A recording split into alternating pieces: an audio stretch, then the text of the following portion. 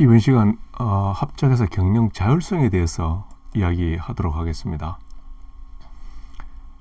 제6 라이프사이클에서 우리가 합작에서 경영 평가 두 항목에 걸쳐서 여러 가지 이슈들을 살펴보겠다라고 이야기를 했습니다. 그래서 이번 시간에는 두 번째 경영 자율권 수준을 합의하는 이것과 관련된 내용을 좀 소개하도록 하겠습니다. 이 경영 자율권 수준에 대해서 합의를 한다는 이야기는 다시 이야기해서 합작에서 이사회에 권한을 더 줄 건지 아니면은 합작에서 CEO에게 권한을 더 줄 건지 하는 것의 문제로 이렇게 귀결될 수가 있습니다. 그래서 이 두 개가 왜 중요하냐면은 이 역할과 책임 설정 이 자동적으로 이어지기 때문에 이 경영 자율권 수준 합의가 이래서 중요한 겁니다. 그래서 이 시시도 교수의 책을 보면은 합작회사를 두 형태로 이렇게 구분을 했습니다. 하나는 코스트 센터로서의 합작회사, 다른 하나는 프로핏 센터로서의 합작회사, 이 두 개로 나누어서 이렇게 설명을 하고 있습니다. 하나씩 보자면은 우선 그 코스트 센터 합작회사의 특징은 뭐냐면은 이 주된 경영 목적이 코스트 절감입니다. 그래서 결과적으로 최소한의 코스트로 요구되는 오퍼레이션을 실행하는 것이 이 코스트 센터 조인트 벤처의 주된 경영 목적입니다. 그런데 코스트 센터 조인트 벤처의 형태를 또 이 두 가지로 이렇게 나눠서 볼 수가 있습니다. 하나는 비용 분담, 그러니까 이 코스트 쉐어링 조인트 벤처가 하나 있고, 다른 하나는 코스트 인센티브, 코스트 인텐시브, 코스트 집약형 비즈니스 조인트 벤처, 이렇게 두 개로 나눠서 이렇게 볼 수가 있습니다. 첫 번째 비용 분담 조인트 벤처는 이 각각의 회사가 즉 모기업이 그동안 인하우스 내부적으로 운영된 그런 그 코스트 이 센터 기능을 별도로 빼냅니다. 스핀아웃 해서 그걸 이제 합쳐서 조인트 벤처로 이제 만드는 거죠. 그 이제 대표적인 예가 설비를 공유한다든지 이런 것입니다. 그 파트너의 궁극적인 목적이 밸류 체인 상에서 이 그 결합해서 만든 합작 회사가 가장 낮은 그 코스트의 공급자가 되도록 하는 거죠. 예를 들어서 이 그 부품 회사 같은 경우에, 자동차 부품 회사 같은 경우에 그런 경우에는 가장 그 이 낮은 코스트로 원재료를 이렇게 제공할 수 있는 그런 합작회사를 만들므로 인해서 제조회사는 그 코스트 절감을 통해서 이익을 높일 수 있는 그런 이 경영 목적을 가질 수가 있는 것이죠. 그래서 가장 그 비용 분담 합작회사를 많이 하고 있는 사례 중에 하나가 신약 또는 이제 신규 하이텍 제품 개발 등에서 이제 많이 볼 수가 있는데, 이 그 비용 분담 그 조인트 벤처에서는 개별적으로 지을 수 있는 코스트보다 더 큰 코스트를 이렇게 공유할 수 있는 결과적으로 더 큰 코스트를 공유할 수 있기 때문에 기본적으로 이익이 더 커질 수가 있는 거죠. 제조회사 입장에서는 이렇게 이제 활용될 수가 있다는 거죠. 반면에 그 코스트 인텐시브, 코스트 집약형 비즈니스 합작회사인 경우에는 그 지금까지는 인하우스에 그 내부적으로는 없던 그 새로운 그 코스트 집약형 비즈니스를 파트너들이 공동으로 이제 설립하는 그러한 합작회사입니다.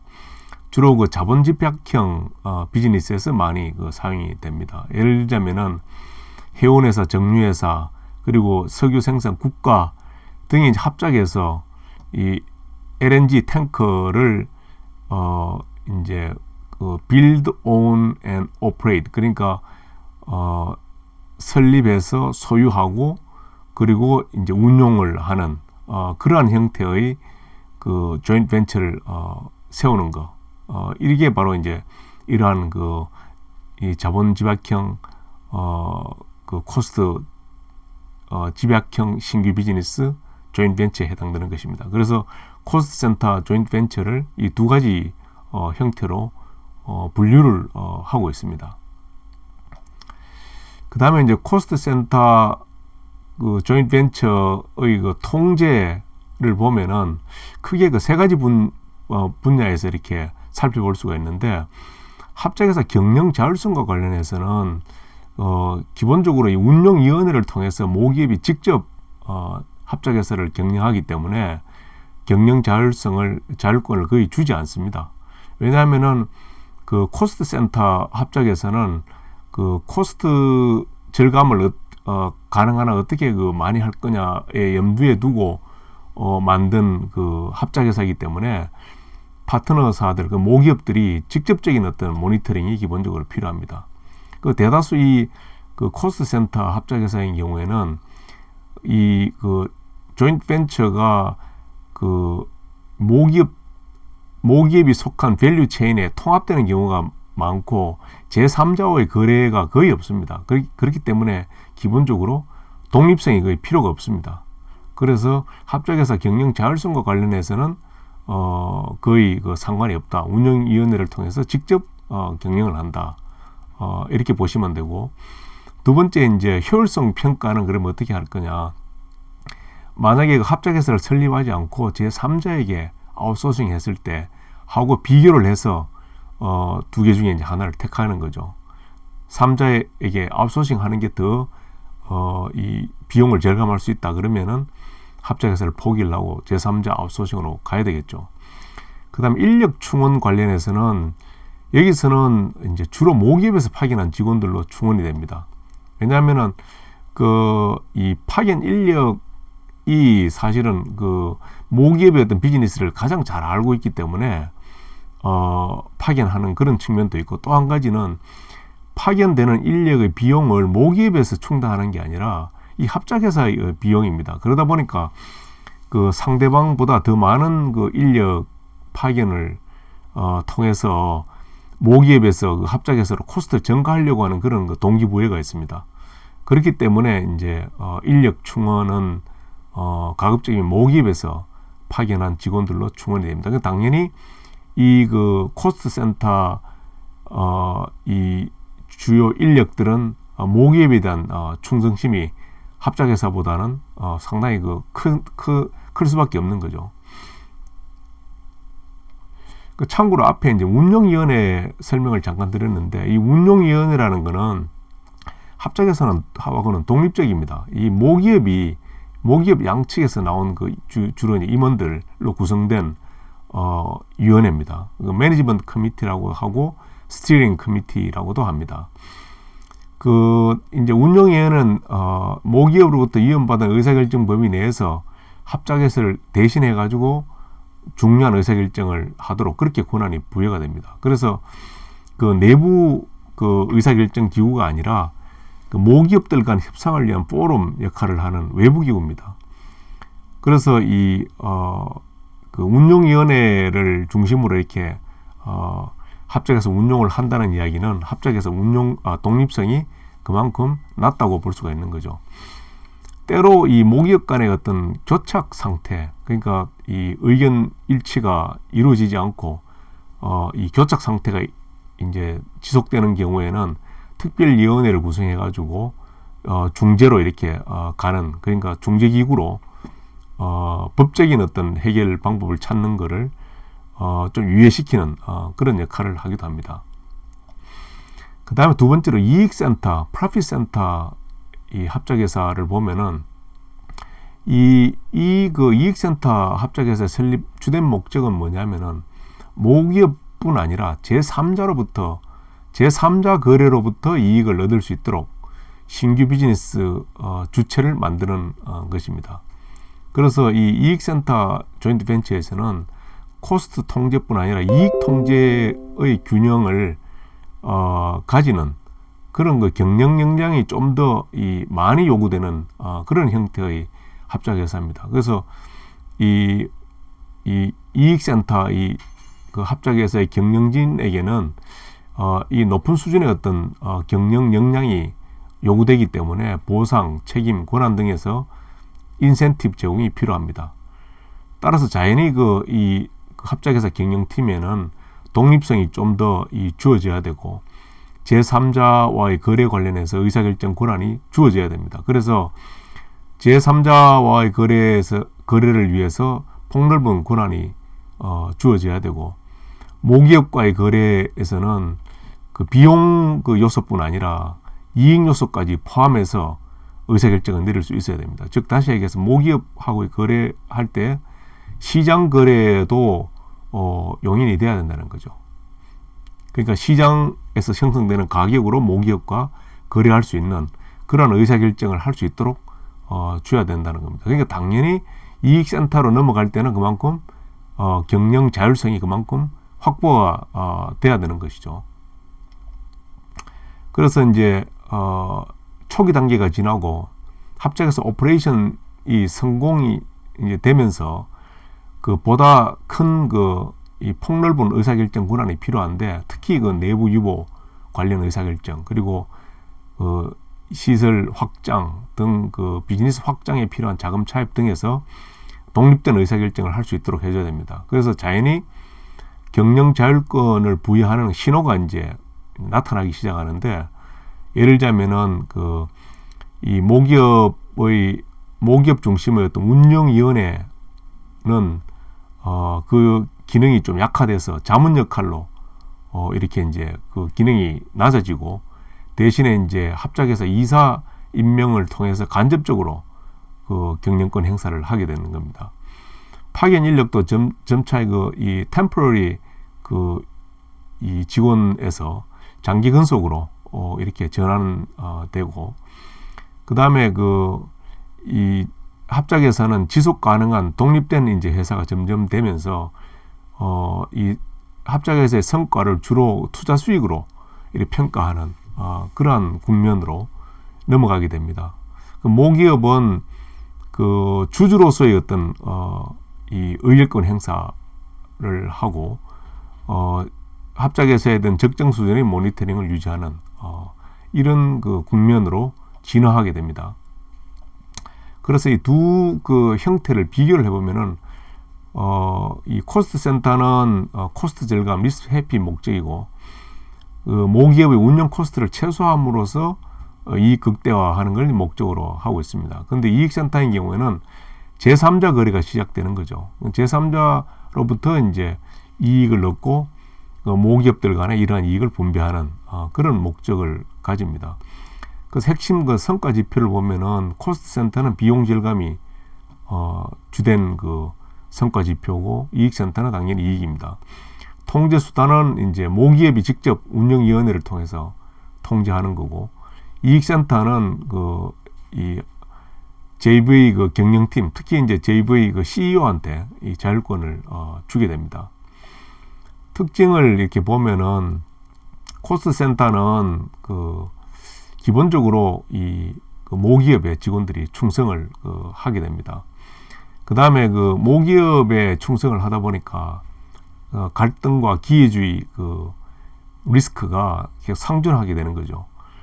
그 다음에 이제 이 합작회사의 maturity, 그러니까 이 기간도 이건 좀 이 단기로 이렇게 끝나게 됩니다. 코스트 절감 효과가 이 오래 이렇게 지속되지는 않거든요. 그러니까 일정 시점 지나면은 이 코스트 절감 효과가 떨어지기 때문에 JV가 종료가 되고, 이제 이러한 JV 오퍼레이션은 대신 아웃소싱으로 이 전환되는 그런 특성을 갖고 있습니다.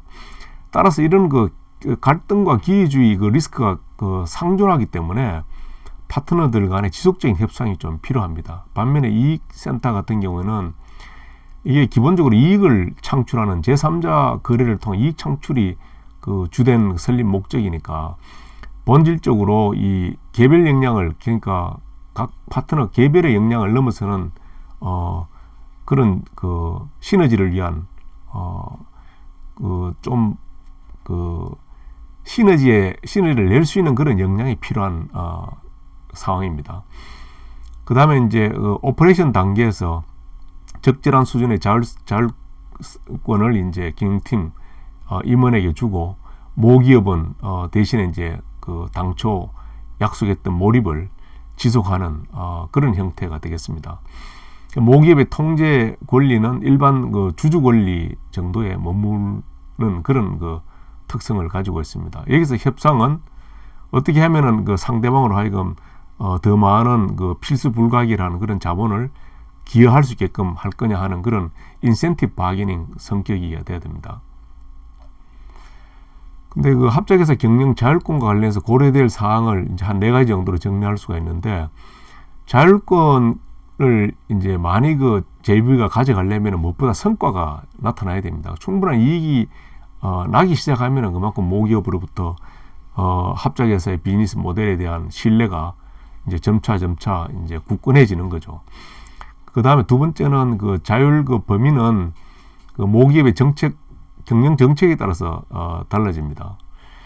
모기업이 보다 많은 그 이 자율권을 이렇게 부여하게 되면은 그만큼 내부 협상과 이해 조정과 관련된 코스트가 증가하기 때문에 코스트 센터 이 합작회사한테는 자율권을 부여하는 것 자체가 이 동기부여하고는 맞지가 않는 겁니다. 그다음 세 번째는 그 모기업들 간의 어떤 이 관계가 매우 중요합니다. 얼마나 경영 자율권을 부여할 건지 말 건지를 결정함에 있어서. 왜냐하면은 모기업들 간의 관계가 이 좋지 못하면은 자연히 그 파견 나온 직원들은 그 모기업의 이익을 더 챙기게 됩니다. 그 모기업에 대한 충성이 절대적으로 그 합작회사 대비 높게 됩니다. 그러니까 당연히 그 합작회사를 통한 공동이익에 대한 그 이 커밋먼트가 낮아지게 되죠. 그렇게 되면은 결과적으로 합작회사의 경영이 그만큼 경영 성과가 낮아지게 됩니다. 합작회사의 경영 성과가 낮아지게 되면은 당연히 그 자율권을 못 주게 되는 거죠. 그죠? 그래서 관계가 우호적이냐 아니냐가 그 경영 자율권 부여에 직접적인 영향을 준다. 그 다음에 이해관계자들, 특히 이제 공급자라든지 이런 그다음에 은행의 그 신용 기관이라든지 이런 그 이해관계자들이 그 자율권을 이제 주는 게 더 많이 주라, 아니면은 이 모기업의 자율권을 모기업에서 자율권을 주지 않는 게 좋겠다, 이런 영향을 줄 수 있는 겁니다. 이제 공급자들이 예를 들어서 이 합작회사의 자율권을 좀 많이 줘야 우리 공급자 입장에서는 그 합작회사와 거래를 더 많이 할 수 있다, 이렇게 모기업을 압박을 얼마든지 할 수 있는 거죠. 반대로 이제 공급자가 모기업에서 신용 보증을 좀 더 많이 해줘야 되겠다, 이렇게 이제 주장을 하면은 당연히 이 모기업 입장에서는 합작회사에 대한 경영 자율권을 감소시킬 수밖에 없는 거죠. 그 다음에 이제 합작회사 경영 자율권을 부여하는 방법을 한 4가지 정도로 정리할 수가 있는데, 그 내부 승인 규정을 통해서 이제 자율권 부여를 할 수가 있습니다. 즉, 합작회사 CEO하고 이사회 의사결정 권한을 앞서 우리가 살펴봤듯이 정의를 하는 겁니다. 그래서 이사회 의결사항을 중요한 부분에만 국한해서 이렇게 이제 하면은 자연히 합작회사 CEO한테 자율권을 많이 주게 되는 것이죠. 그 다음에 두 번째는 이사회 규칙을 변경을 하는 겁니다. 이사회 결의가 필요한 그런 사항들을 아주 최소화하는 겁니다. 반면에 그 합작회사 CEO의 재량권을 확대를 하고, 세 번째는 의결권 행사 방법을 바꾸는 겁니다. 뭐냐면은 대체로 이제 그 모기업에서 뭐 이 주요 사안에 대해서 이렇게 하라 저렇게 하라 이제 지시가 내려오는데, 가급적 그렇게 하지 않고 어떻게 하는 게 합작회사에 가장 그 이득이 되느냐 하는 측면에서 의결권을 행사하도록 이 임명한 그 임원들에게 이제 위임을 해버리는 거죠. 그렇게 되면은 자율권이 자연히 합작회사로 가게 되는 겁니다. 그다음에 마지막으로는 이제 모기업 사전 승인이 필요한 그런 항목들을 리스트를 최소화하는 겁니다. 그래서 모기업이 불필요한 어떤 그 간섭을 덜하게끔 그렇게 조치를 취할 수가 있는 것이죠. 자, 이렇게 해서 정리하자면은 합작회사 경영 자율권이라는 것은 합작회사 CEO와 이사회 간의 권한 배분과 이제 관련이 되는 것입니다. 코스트 센터 합작회사의 주된 경영 목적은 코스트 절감이고, 주로 이 운영위원회를 통해서 모기업이 직접 통계를 합니다. 이익센터 합작회사의 경우에는 제3자 거래로부터 이익을 얻을 수 있도록 신규 비즈니스 엔티티를 설립하는 겁니다. 이 합작회사 경영팀에게 폭넓은 독립성과 제3자와의 거래 관련 의사결정 권한을 주도하는 그런 구조가 이익센터 이 합작회사에는 필요합니다. 모기업들 간의 관계가 우호적이지 않으면은 합작회사 경영자율권부에 부정적인 영향을 준다 살펴봤고요. 근데 합작회사 경영자율권은 이사회 결의 필요사항을 가능한 한 최소화하고 모기업이 합작회사 이익 관점에서 의결권을 행사할 때 부여될 수가 있다 라는 걸 설명을 했습니다. 이번 시간 여기까지 하겠습니다.